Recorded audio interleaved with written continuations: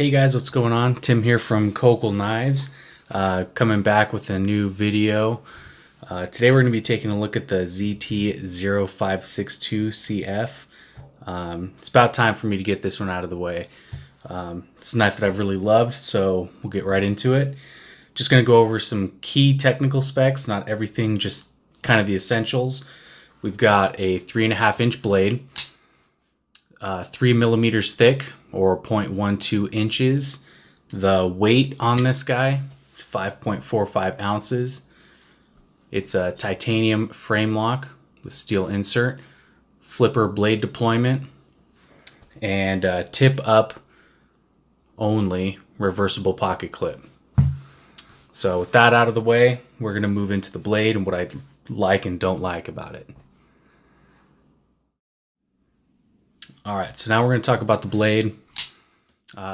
First, I want to talk about kind of the look and the design of it. I really like the kind of the classic drop point.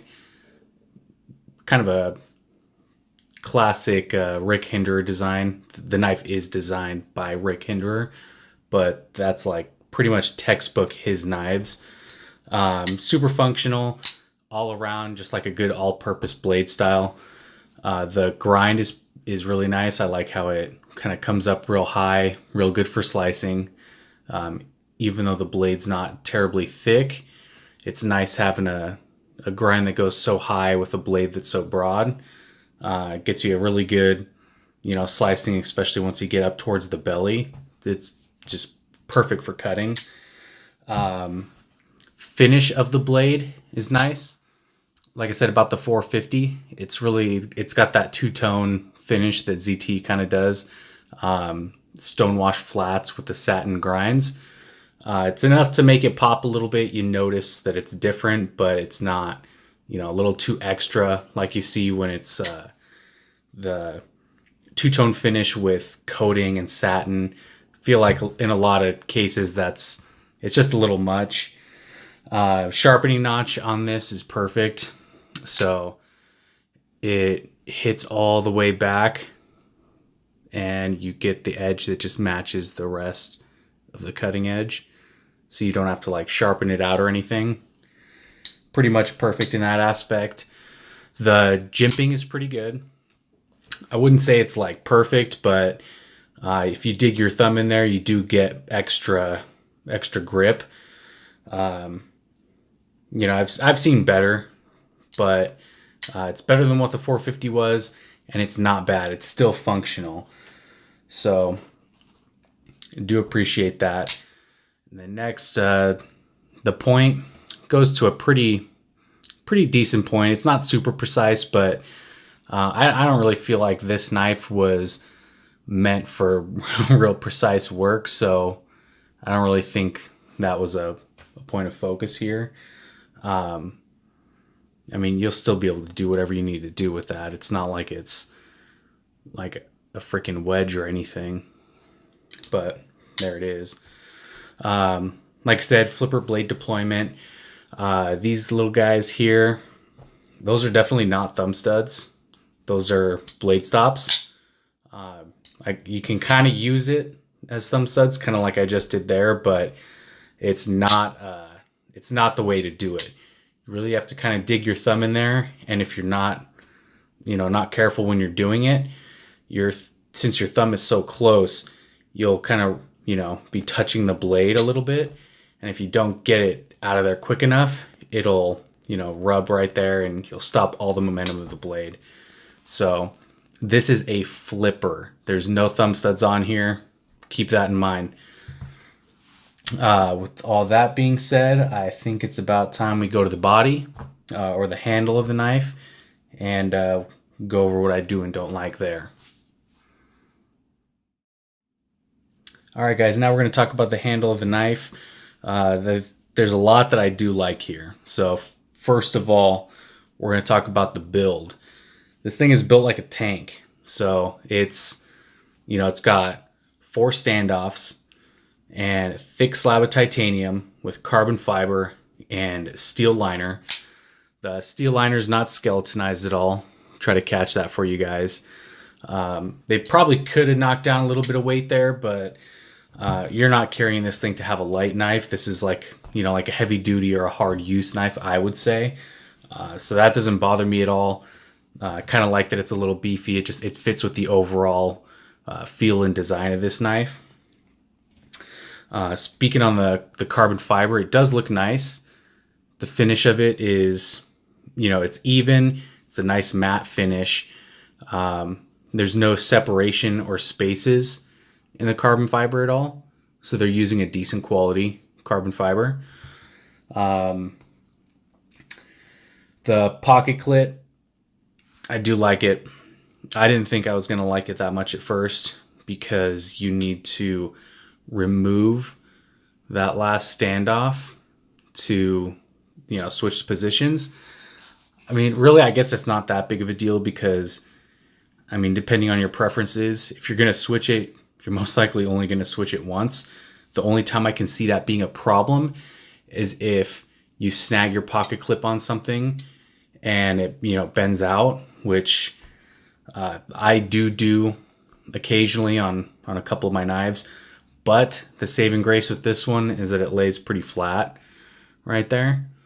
So it helps with that regard on catching. And then also when you're holding the knife, you don't notice it when you're really bearing down on it because it does lay so flat. So that's a great part of the pocket clip. It also sits super deep, super deep. Some of the things that help that is it doesn't leave a lot of space when it wraps around in there. So your pocket doesn't, go up and then around. So it doesn't get stuck and you're not pulling on it, trying to yank it out. That screw also, it's not totally flat, but it is pretty darn flat. So no problem getting your pants pocket all the way in there. The knife has 2 lock bar stabilizers. Like I mentioned before, it's got the steel insert, which doubles as an over travel stop. That's pretty typical with knives nowadays that do include the steel insert. They just include that as an over travel stop. It just extends past the lock bar on the inside. The reason they included that disc style is because it's a Rick Hinderer design. I'm not sure if he's the original person to do it, but he's got that on a lot of his other knives. So they probably just included that to round out the look and complete that Rick Hinderer feel on this, which I like. Gives you a little bit of another thing to customize if you want to. Some people put, the end caps of, bullets on there, whatever. Which is pretty cool. The relief for the lock bar. This I do like. So usually, especially if you got a big knife like this, sometimes you can get knives that overdo it on the lock bar tension a little bit. This knife is not the case, at least the one that I have. It doesn't require a lot of force to disengage the lock. Some things that help that is they got that relief right here. So it's comfortable to get your finger in there and disengage the lock. Having that relief allows you to get a little bit more of your thumb on the inside to push the lock bar over.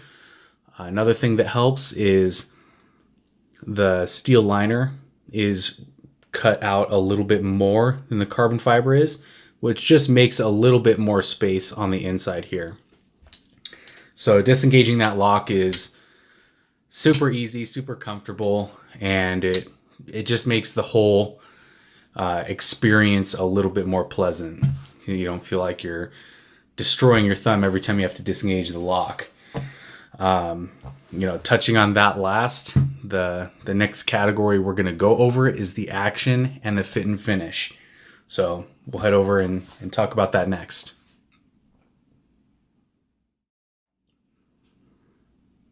All right, so now we're going to talk about action and fit and finish. This is kind of where this knife shines, in my opinion. That's why I like this knife probably the most out of any knife that I have, at least at this point in time. This has the best overall action of any knife that I own right now, I think. So just everything in terms of the flipping, like I had just mentioned before, the disengaging the lock, it's got this nice fall shut action. It's not like totally fall, but it's pretty close. I mean, it just falls shut. There's no blade play. The blade is centered, which I do appreciate. It's one of my pet peeves of mine. Centered blade, no blade play. I'm a fan. Couple that with the amazing action and the fall shut, it functions beautifully. The blade flips every time. So the detent's dialed in great. The flipper tab is positioned in a good enough spot. You can light switch it or you can push button it, and it works great either way. My blade was not perfectly centered when I originally got it. Had me a little bit worried, but I figured it was so slight that I was thinking to myself, I'm just going to break in the knife. We'll see if it fixes itself, because sometimes that does happen. As the knife broke in, it got a little bit smoother. The centering got a little bit better, but not totally. I ended up just doing that trick where you loosen everything up. You hit the blade at 90, tighten up all the body screws, all the standoffs, and then tighten down the pivot and adjust it where you need it. And it worked. So I'm not going to count that as a blow to the fit and finish. I'm mostly going to count that as a blow to the assembly, which, still is kind of a hit, because we're still talking about a knife that's made in the US, and especially something in this price range, it should have a little bit extra of that, attention to detail, especially from a company like ZT. But I'm not going to knock it too much, considering it was something that I was able to fix on my own fairly easily. So I'm not too worried about that. As long as, all the parts are machined well and, the actual fit is good. The assembly is second to that, I would say. This category, the action and fit and finish, it's definitely where you're getting the most for your money. These are going for $240.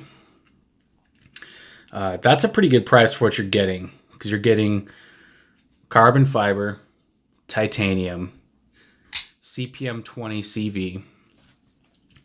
I forgot to mention that, but that's the blade steel on the current models. There are some earlier serial numbers that were M390, which is also a fantastic blade steel.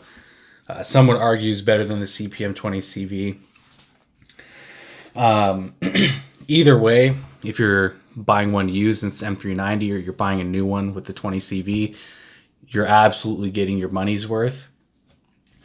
If that's a little bit crazy to you, I believe for $200, you can get the base model, which is just the black G10 and the CPM S35 VN.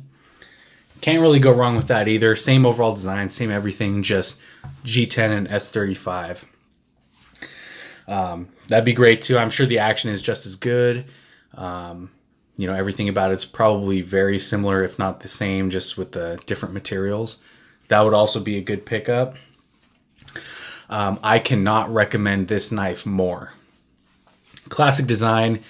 The ergonomics are great. Your fingers fall into every groove in the handle. You get real comfortable hold on the knife, especially with the little jimping that's provided. Super comfortable to use.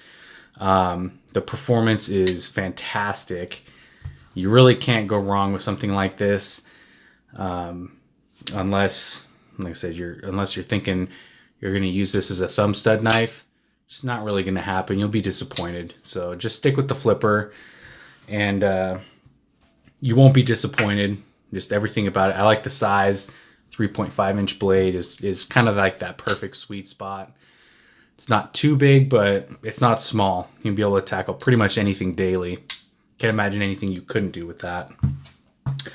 If you guys do own it, let me know what you think in the comments. Let me know if yours is about as good as mine. I mean, it's near perfect for me. If I were to rate it out of 10, I'd say 9 or 9.5 out of 10. If you guys have any more questions about it, again, let me know in the comments. I'll let you know. I'll answer any questions you guys got. And thank you for watching. Please don't forget to subscribe, like the video, or share it.